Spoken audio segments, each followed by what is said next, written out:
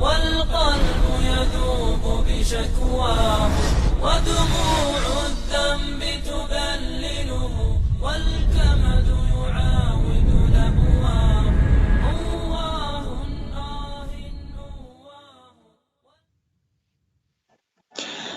الحمد لله رب العالمين، وصلى الله وسلم وبارك على عبده ورسوله الأمين وعلى آله وصحبه محمد وعلى آله وصحبه وسلم تسليما كثيرا مباركا طيبا. أما بعد، أيها الإخوة والأخوات، نسأل الله سبحانه وتعالى أن يبارك لنا ولكم في أعمارنا وأبنائنا وأزواجنا وزوجاتنا، إنه ولي ذلك والقادر عليه.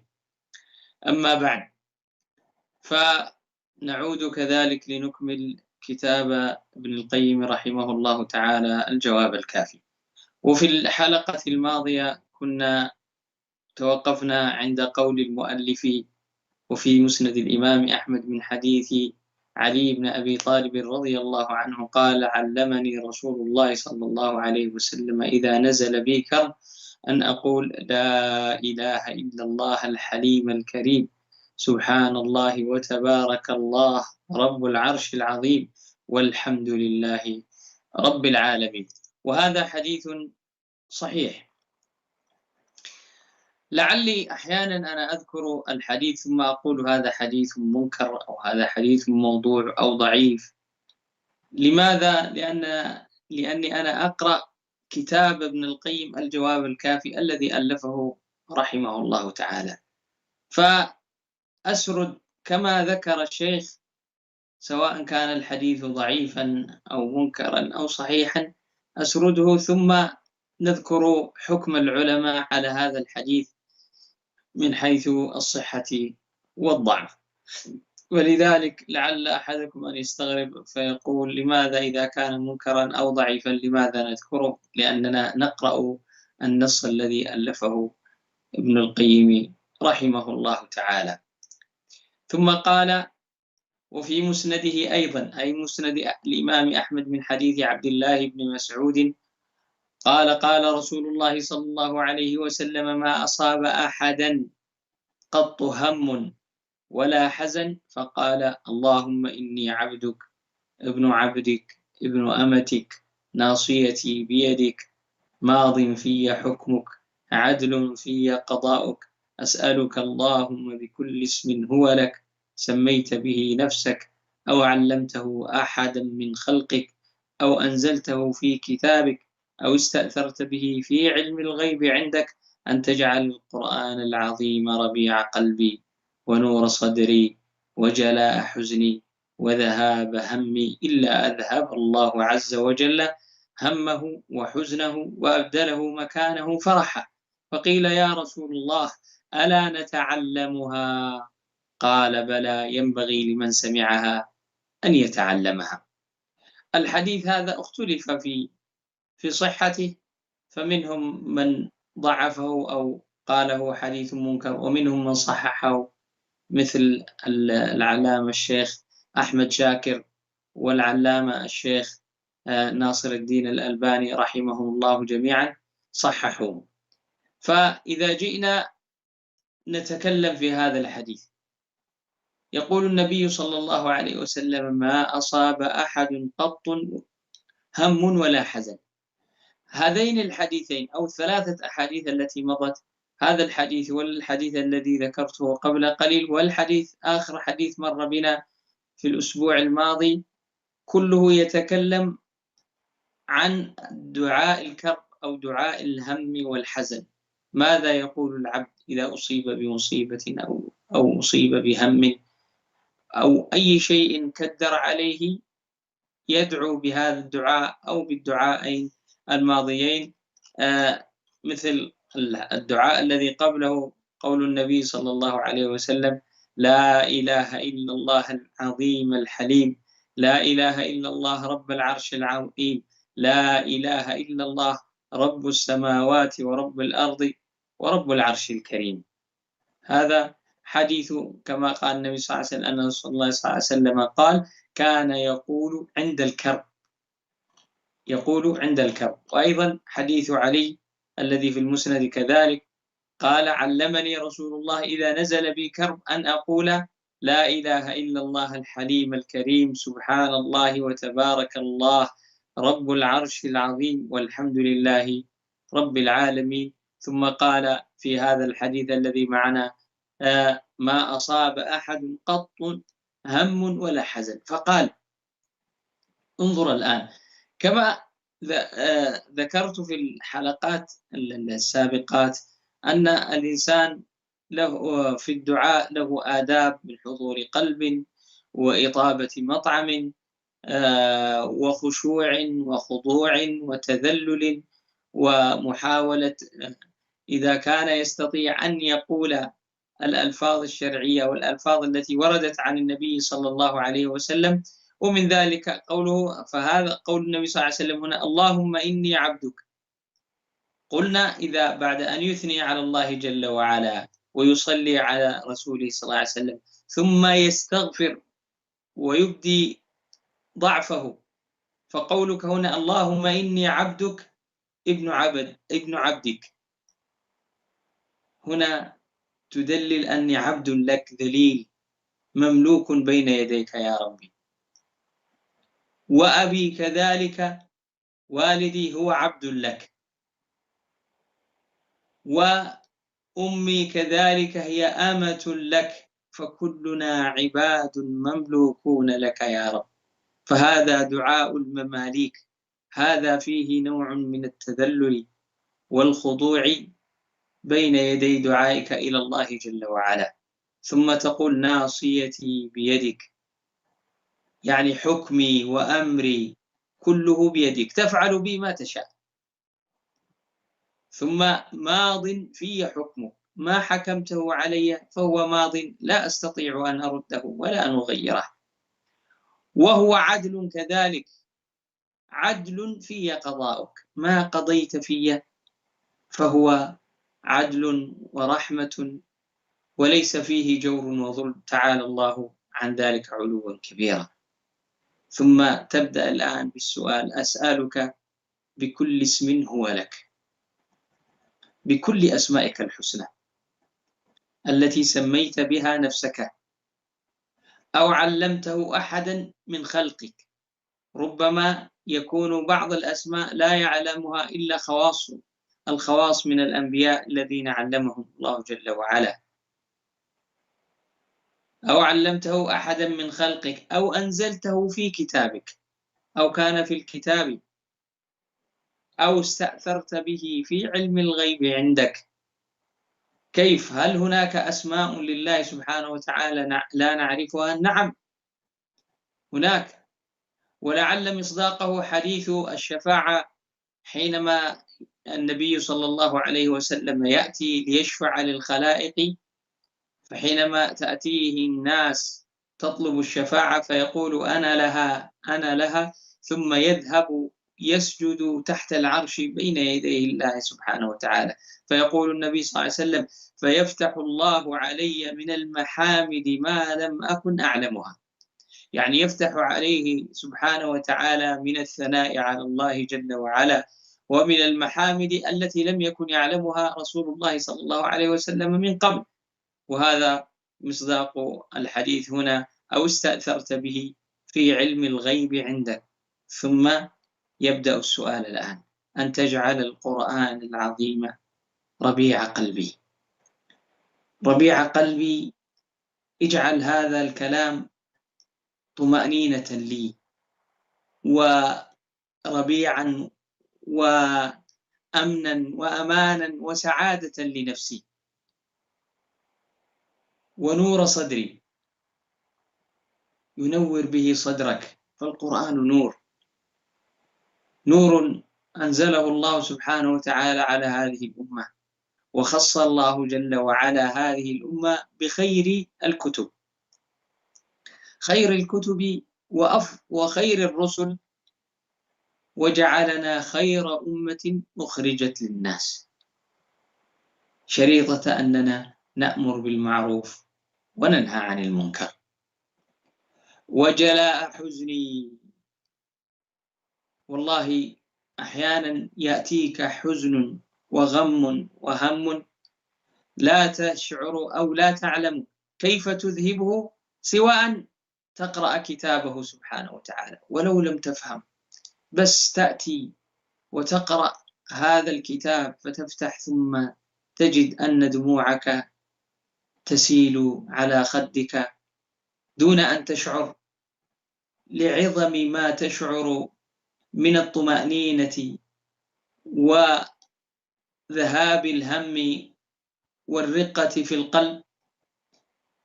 ثم قال: وجلاء حزني وذهاب همي إلا أذهب الله همه عز وجل، إلا أذهب الله عز وجل همه وحزنه وأبدله مكانه فرحا. فقيل: يا رسول الله ألا نتعلمها؟ قال: بلى، ينبغي لمن سمعها أن يتعلمها. هذه من الأحاديث التي ينبغي أن يتعلمها العبد ليدعو الله جل وعلا بها. وكما أعيد وأكرر أن المناط بعد توفيق الله سبحانه وتعالى على حضور القلب، ولعله يأتي هنا كلام عن ذلك من ابن القيم رحمه الله تعالى. هنا أحب أن أذكر شيئا جميلا جدا، وهو قصة تتكلم عن استجابة الله سبحانه وتعالى لعبده المكروب، وكيف أن الله جل وعلا يجيب دعاءه. فيقول، هي قصة ربما هي مشهورة ولكن نذكرها هنا من باب العظة والذكرى. يقول: هذا طبيب جراح من الباكستان، وهو كان من أشهر الأطباء على المستوى عالمي، يقال له الدكتور إيشان. خرج الدكتور وركب الطيارة، لديه مؤتمر في باكستان، مؤتمر عالمي وسيشرح فيه أمور كثيرة، فركب الطيارة. يقول: خرج الطبيب الجراح الشهير دكتور إيشان على عجل إلى المطار للمشاركة في المؤتمر العالمي الدولي الذي سيلقى فيه تكريما على إنجازاته الكبيرة في عالم الطب. وفجأة وبعد ساعة من الطيران، الآن في أجواء باكستان، أعلن أن الطائرة أصابها عطل كبير بسبب صاعقة وستهبط اضطراريا في أقرب مطار. فهبطت الطيارة. بعد هبوطها توجه إلى الاستعلامات وقال: أنا طبيب عالمي، كل دقيقة عندي تساوي أرواح الناس، وأنتم، لأنهم قال لهم متى أقرب طائرة؟ قال: بعد 16 ساعة. فذهب مغضبا فقال: أنا عندي كذا وكل دقيقة تسوى. فقالوا له: أيها الطبيب، أن المدينة التي تقصدها هي مسافة قريبة من هنا لمدة 3 ساعات بالسيارة، فيمكن أن تستقل سيارة وتذهب إلى حيث تريد. فأخذ الدكتور سيارة وظل يمشي ويمشي، فأصبح تغيرت الأجواء، أمطار وصواعق وشيء شديد، فحتى أنه ظل يمشي لمدة 2 ساعتين حتى ضل الطريق، فلم يعرف حتى وجد بيتا صغيرا يخرج منه نور، فتوقف عنده وطرق الباب، فردت عليه امرأة عجوز قالت: تفضل أيها الزائر أيا ما كنت. فالباب مفتوح، فدخل عليها فوجد امرأة عجوز مقعدة، وبقربها طفل صغير نائم. فقال لها: ألا يوجد عندك هاتف أتصل به؟ فكأنها ضحكت العجوز وقالت: أي هاتف أو أي تلفون يا ولدي؟ ألا ترى أين أنت؟ هنا لا كهرباء ولا تلفونات، لا يوجد كهرباء ولا هواتف، ولكن تفضل استرح واشرب شاي وكل من الطعام الذي هناك. فجعل يشرب الشاي ويأكل الطعام وينظر إليها وهي بدأت تصلي، وكانت تدعو وتلح على الله سبحانه وتعالى بالدعاء، وبين كل تسليمة وأخرى تهدهد ذلك الطفل النائم الذي تخاف عليه أو تريده ألا يستيقظ فيتألم. فرأى الدكتور هذا الكلام، فقال لها، توجه إليها سائلا: والله لقد أخجلني كرمك ونبل أخلاقك، وعسى الله أن يستجيب لك دعواتك. قالت العجوز: يا ولدي، أما أنت ابن السبيل أوصى بك الله. انظر إلى هذه الأخلاق الحميدة، فهي تكرم ابن السبيل. وأما دعواتي فقد أجابها الله سبحانه وتعالى كلها إلا واحدة فقط. فقال: وما هي تلك الدعوة؟ قالت: هذا الطفل الذي تراه حفيدي يتيم الأبوين، أبويه قد توفوا، وأصابه مرض عضال عجز عنه كل الأطباء عندنا، وقيل لي أن جراحا كبيرا قادرا على علاجه يقال له الدكتور إيشان، وهو الذي في بيتها الآن، ولكنه يعيش بعيدا من هنا، ولا طاقة لي بأخذ هذا الطفل إلى هناك، وأخشى أن يشقى هذا المسكين، فدعوت الله أن يسهل أمري.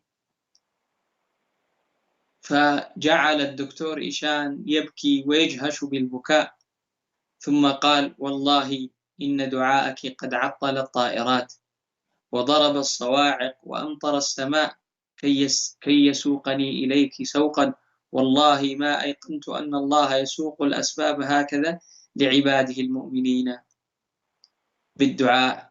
حينما تنقطع الأسباب لا يبقى إلا اللجوء إلى الرب خالق الأرض والسماء. انظري أخي في الله وأختي في الله، هذه القصة من القصص العجيبة التي ذكرت كما ترى، شيء عجيب. الله جل وعلا لأجل هذه المرأة عطل تلك الطائرة. انظر دعاءها أين وصل، حتى تعلم.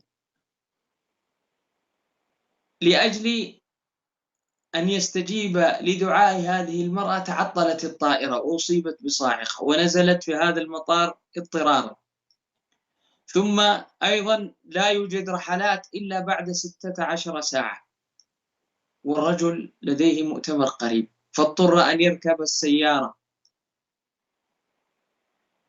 ليذهب إلى ما يريد. فيسخر الله سبحانه وتعالى الصواعق والأمطار لتعطل هذا الرجل ويضل الطريق، وهو لم يضل، إنما ساقه الله إلى هذا، ولكن هو في نظره أو في نظرنا هو ضل الطريق الذي كان يريده، فساقه الله سبحانه وتعالى إلى بيت هذه العجوز، ودخل إليها ليكون بين يديها هذا الطبيب الذي كانت تدعو الله سبحانه وتعالى أن يسخره لحفيدها هذا. فانظر إلى آثار رحمة الله، فانظر إلى آثار رحمة الله. يقول الله جل وعلا: أمن يجيب المضطر إذا دعاه ويكشف السوء ويجعلكم خلفاء الأرض أإله مع الله. تبارك وتعالى كيف سخر لهذه المرأة كل هذه الأمور، لم يأخذها هي لذلك الطبيب، بل ساق الطبيب إليها في عقر دارها لينظر بنفسه إلى هذا المريض ويعالجه، حتى أنه جعل يجهش بالبكاء لما رأى من استجابة الله سبحانه وتعالى. فلو قيل لهذا الطبيب تعال نأخذك إلى هذه المرأة أو يوجد هنا كذا وكذا، ربما لم يأتي، لا يستطيع، يقول أنا ليس لي وقت أو كذا، أو ربما يقول لهم تعالوا إلى عيادتي وأنا سوف أعالجه بالمجان. ولكن الله جل وعلا ساقه إلى هذه المرأة ليعالج وليدها بأثر الدعاء، بأثر الدعاء الذي قرع السماء، فاستجاب الله له بهذه الطريقة العجيبة التي نراها. طائرة تتعطل وصواعق وأمطار ويضل الطريق، ويأتي به الله جل وعلا على رغم أنفه، وهو لا يريد إلى هذه العجوز، يأتي به ليأخذه ويعالجه. وفعلا حينما وصل إليها وسمع ما سمع وأجهش بالبكاء، ثم أخذ الطفل وتبناه وعالجه واشترى لهم بيتا وأحسن إليهم، أحسن الله إليه. ثم يقول ابن القيم رحمه الله تعالى: ولعل مصداق هذا أيضا حديث الذي قتل 99 نفسا حينما مات في وسط الطريق بين القرية الخبيثة والقرية الصالحة الطيبة، فجاءت تختصم ملائكة العذاب وملائكة الرحمة، فأنزل الله سبحانه وتعالى ملكا في صورة رجل فحكم بينهم. ففي بعض الروايات أن الله سبحانه وتعالى أمر للقرية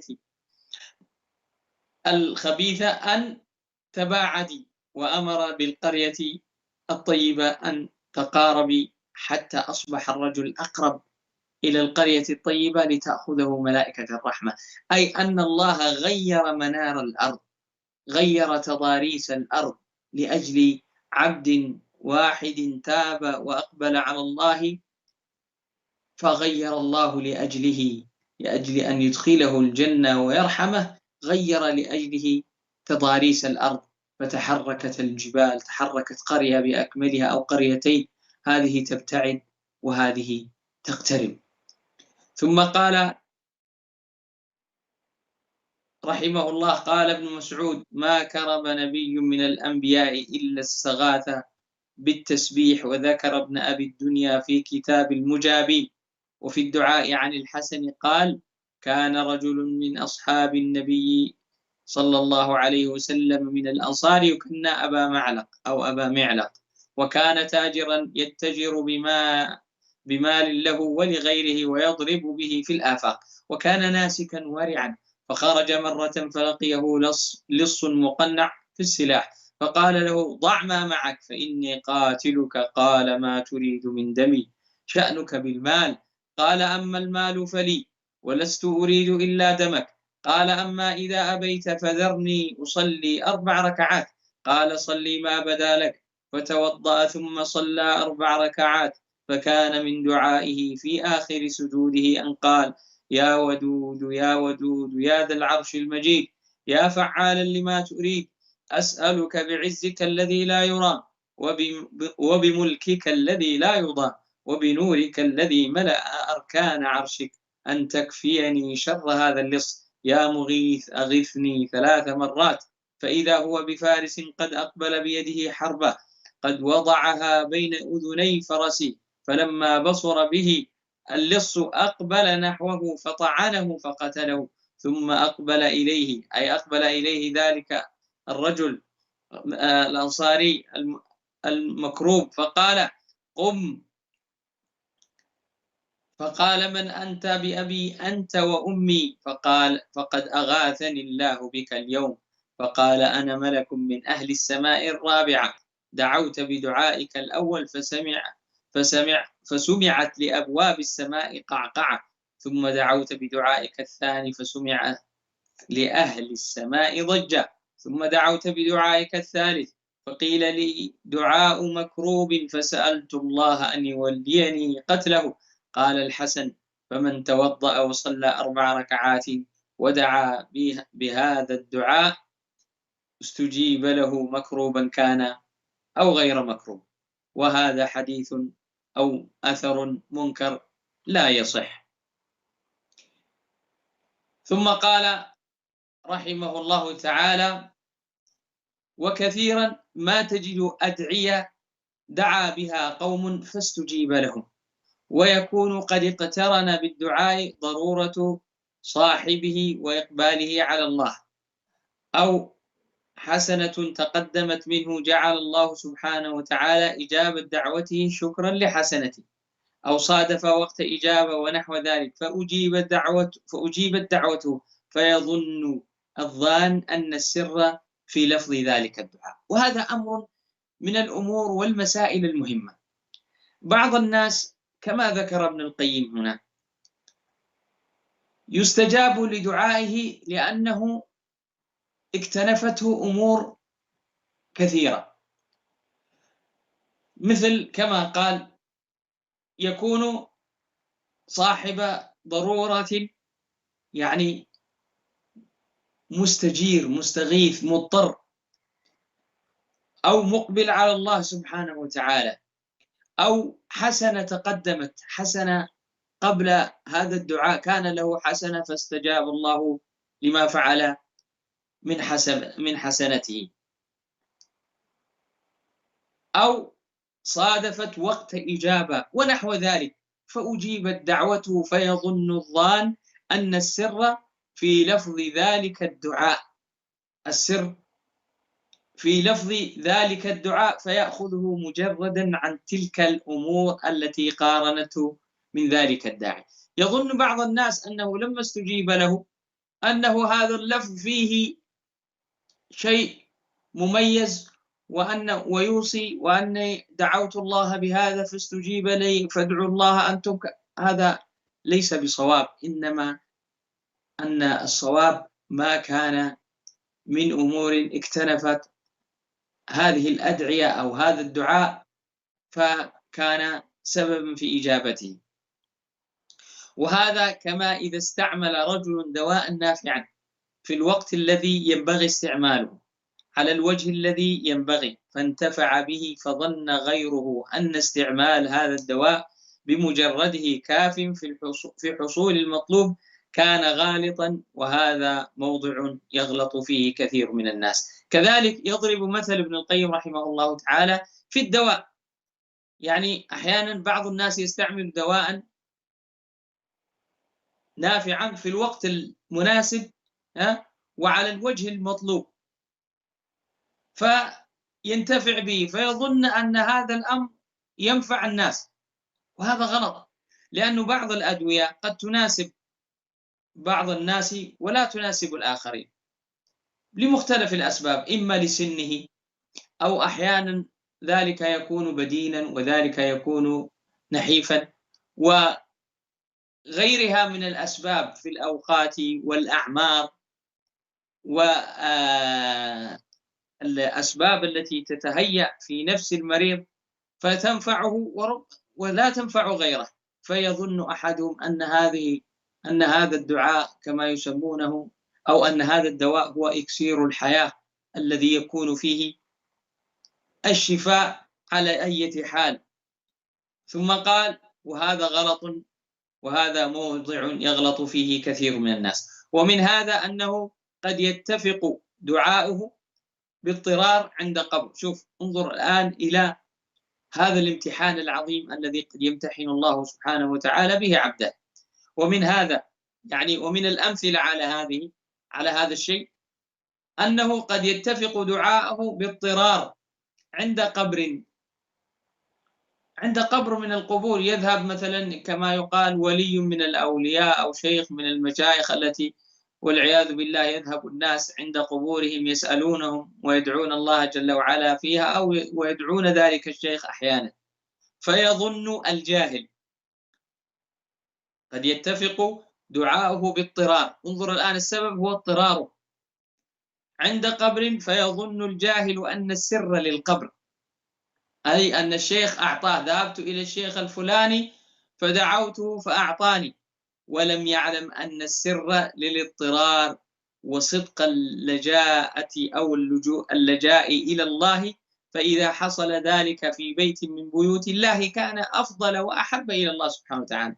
السبب ليس هو أنك ذهبت إلى قبر ذلك الشيخ، أو أن ذلك الشيخ استجاب لك، أو ببركته، أو كما يعتقد كثير من الناس هذه الأمور الباطلة. إنما السبب هو اللجاءة والالتجاء والاضطرار الذي كان في قلب العبد، فاستجاب الله له دعاءه. وهذا كما قال الله تبارك وتعالى: فإذا ركبوا في الفلك دعوا الله مخلصين له الدين فلما نجاهم إلى البر إذا هم يشركون. فالله يعلم أنهم إذا خرجوا إلى البر سيشركون، ومع ذلك استجاب لهم في عرض البحر. لماذا؟ لأنهم اضطروا وشهد الله لهم بالإخلاص، دعوا الله مخلصين له الدين فاستجيب لهم.